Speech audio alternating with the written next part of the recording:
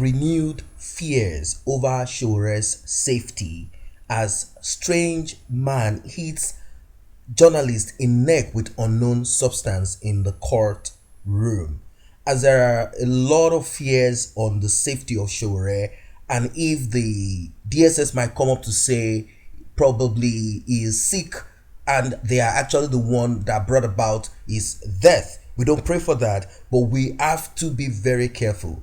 There is growing fear among supporters and family members over the state of health of pro-democracy campaigner and journalist Omoyele Sowore after the 48-year-old activist was struck by an unidentified man in court in Abuja on Friday morning. Sowore had arrived early to stand trial in the case brought against him by the Nigerian government, accusing him of insulting President General Muhammadu Buhari and planning to bring down his military autocracy regime.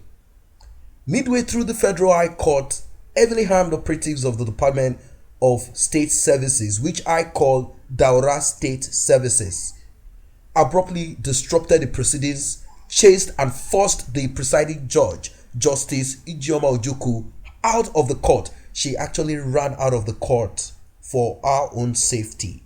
Sowore was attacked and flung to the ground, where the yet to be identified man, dressed in a lawyer's robes but suspected to be a DSS agent, reached down and hit him in the neck with something. We wouldn't know if what he hit him with is an injection or some kind of substance that might have effect on him probably later, maybe in the next 1 week, because these people have all instrument of evil in their reach. Upon noticing that he had been hit with something strange in the neck, the videos show Sowore turning around swiftly to query why the strange man was hitting him. "Why did you hit him? Me," he said. What did you hit me with?" Sowore asked before adding, "Who is this guy?" In various video footage of the chaos in the courtroom analyzed by Sahara reporters, the tall man is seen holding and trying to push Sowore to the ground from the chair where he was seated, in the hope of probably trying to inject him with something I wouldn't know. And this man is dressed in a lawyer's robe. While other supporters in the courtroom successfully pulled the journalist away from his attacker after several minutes of being rough-handled, the strange man was seen attempting to hurriedly walk away from the scene. So guys, I am bringing this to you guys so that we can be very, very, very alert. It's time for us to wake up. Someone said, what happened to Abiola? He died and nothing happened. Abiola is different from Sowore. Sowore is a freedom fighter. Sowore is a revolutionary that reflects. Sowore is different from a politician, a businessman politician. Not because I am in support of how Abiola died during the military era. Enough is enough.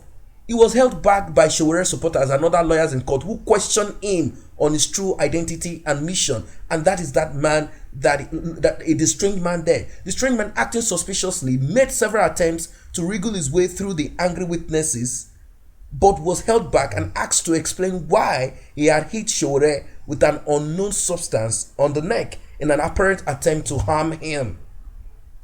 The people accused him of trying to kill Sowore through an already laid out plan by forces in high places. When Sahara reporters checked with several lawyers and court officials around, it was revealed that the strange man in question was not a legal practitioner and had not been previously seen around the court despite dressing as one. With Friday's strange development, it is to be recalled that Sowore has expressed concern that the Nigerian government is planning to kill him. He said, when the delegation for President Buhari visited me in detention, offering me all kinds, and I refused, they promised that I will not walk out of their detention alive, and that is what they came here to implement today. Following Friday's development, there is renewed worry among Sowore's family, supporters, and associates of the journalist that his life may no longer be safe, especially after he was rearrested by the DSS less than 24 hours after he was released from detention. While his trial was ongoing on Friday morning, the security agency went ahead to file fresh charges against him without the knowledge of his lawyer, led by Femi Falana. Falana, while confirming that they had not been served details of the fresh charges by the DSS, condemned the attack and forceful rearrest of his client, describing the entire situation as a slap. And I don't even think this is a slap. This is a punch on the rule of law. Sowore was first arrested, and I used the word kidnapped, on August 3rd, 2019, for calling on Nigerians to pour into the streets in peaceful demonstrations to demand a better country from the administration of President General Buhari. But angered by his effrontery to speak truth to power, the 48-year-old is being held after being accused of insulting the President General Buhari and planning to bring down his military junta. The journalist was granted bail twice in order to be released by the DSS after meeting stringent conditions, but the agency refused to obey all directives. So guys, this is an alert. Let us be watchful. Let us watch out. Let us lend our voice to this. This is Sowore. It might be you tomorrow. It could be anything. It might be you tomorrow, because these people do not step down. It's not because of, oh, Sowore did this. Once they start this, they become much more of a wild tyrant than what they are right now. Let us lend our voice to this, unless you are suffering from Stockholm syndrome and you are ready to embrace your oppressor. Whatever they give out to you, you are ready for it. That is what I have for you guys now. I will leave you with this.